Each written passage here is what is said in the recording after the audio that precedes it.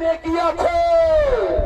জেনে রাখবেন, এখানে কোনো দল নয়, পার্টি নয়। মরলে হিন্দু মরবে, মুসলিম মরবে, কথা ঠিক না ভুল? শুধু মুসলমান মারার জন্য ফাঁক পাতেনি নরেন্দ্র মোদী। অর্থাৎ মারামারি হলে আমরা 30 জন আছি, নইলে 30 জন যাব। কিছু শেষ করতে পারবো কি পারবো না? ও ওদের যুদ্ধ করেছে, এর বাচ্চারা বদল করেছে, খন্দক করেছে, উন্নয়ন করেছে, সিদ্ধিন করেছে, হুদাইবিয়া করেছে, মুতা করেছে, যুদ্ধ করেছে, খায়বার করেছে, কারবালা করেছে।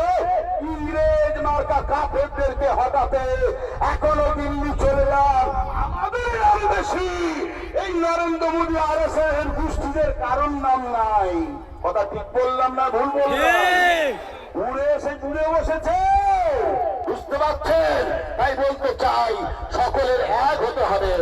জৈন, খ্রিস্টান, মুসলিম, পাদ্রী, আদিবাসী সকলকে ব্রিগেডে যেতে হবে, আমাদের সঙ্গে সামিল হতে হবে।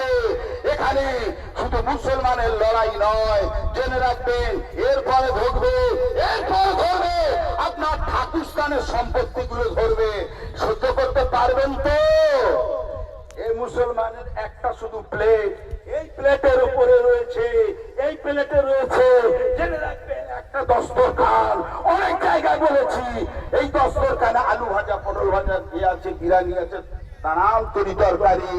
ও ভাবছে একটা যদি তালাকের বিল পাস করতে গিয়ে এত হিড়িক হয়, একটা যদি মুসলমানদের বাবরি ভাঙতে গিয়ে এত হিড়িক হয়, অকাব নিয়ে নাও, নিলে সব আমাদের কবজায় চলে আসবে। একটা একটা আলু ভাজা, পটল ভাজা টানতে হবে না। মুসলমান আমার আসবে দিল্লি পারমিশন করাতে।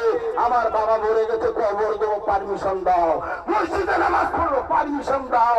কেন হে? তোমার বাপের সম্পত্তি, তোমার বাপের সম্পত্তি। নরেন্দ্র মোদী দেশ স্বাধীন করতে আমাদের পূর্বপুরুষরা, উত্তরসূরিরা রক্ত দিয়েছে, জায়গা দিয়েছে, লাখ লাখ কোটি কোটি কোটি জায়গা আমাদের জন্য দিয়েছে, যে আমাদের বাল বাচ্চারা মাদ্রাসা চালাবে, মক্তব চালাবে, খানকা চালাবে, লেখাপড়া শিখবে।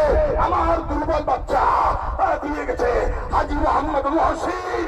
কিন্তু আজকে এ বাদর চাচ্ছে যে মুসলমানদের সেকেন্ড নাগরিক করবো, নাগরিকত্ব বাদ দেবো। আপনারা চান? আপনারা চান? হাত তুলে বলেন চান? যদি না চান, ব্রিগেডে যাবেন। কোন